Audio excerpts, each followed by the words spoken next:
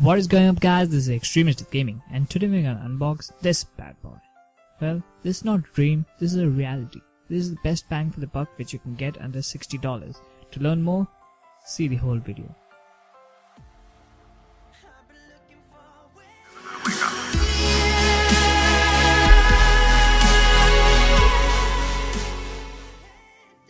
At the front of the box, we can see Cooler Master's usual approach with reflective front printing for the product name along with the pictures of the actual product itself. Just came to know that the model of the keyboard MB7C and mouse MS35. It's really appealing from the angle of those who wish to get an entry-level gaming peripheral. Well, Cooler Master plans to keep things simple at the back, so you will only find a briefly described feature of the keyboard and mouse at the back. The corner of the box is pretty simple and straightforward. I am supposed to get a user guide from Cooler Master, but I guess it's just a review one. I'm just guessing. And we get an Octane keyboard and the mouse itself. I would also like to thank Cooler Master for providing us this gaming gear combo, because this video wouldn't have been possible without them.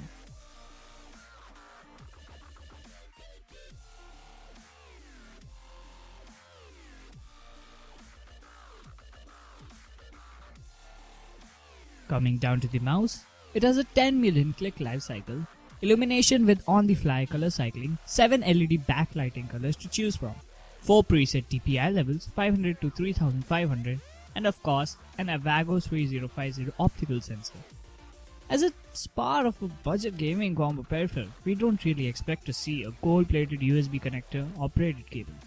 The MS35 mouse comes in a standard layout, 4 DPI toggle buttons, side buttons, narrow plastic surface, and the appearance that resembles the head of a cyborg or Optimus Prime.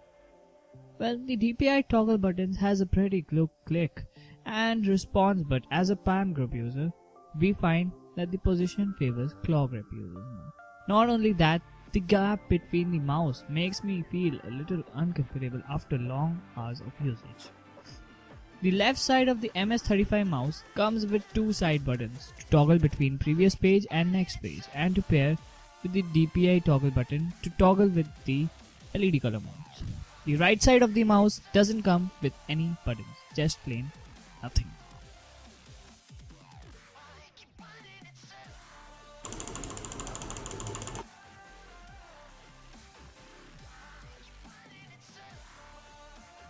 Coming down to the keyboard, the MB7C.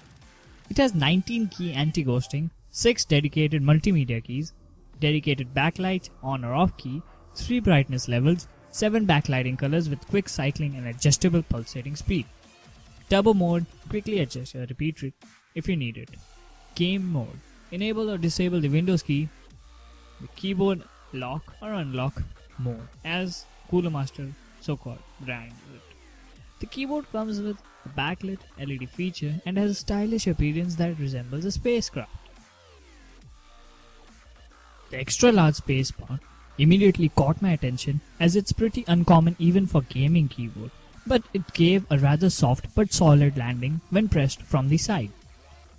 Removing the spacebar reveals that there's 2 pieces of spring hiding underneath the keycap, which explains where that soft but solid landing came from. I personally removed it, but actually I didn't show it in the video over here. I removed the shift key as well, and while there was no springs underneath, a metal wire stabilizer is there instead. Final thoughts and verdict. Based on the trend that we have seen for years, majority of those who bought themselves a gaming peripheral would prefer more aesthetics, and LED backlit plays a pretty big part in decision making.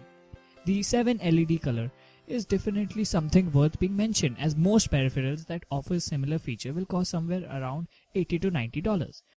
Coming down to the pros, aesthetically pleasing, fair priced for those on tight budget, adjustable 7 colors LED backlit, media keys for music and video playback. Coming down to the cons, keycaps gets shiny pretty fast, the mouse favors claw grip users more.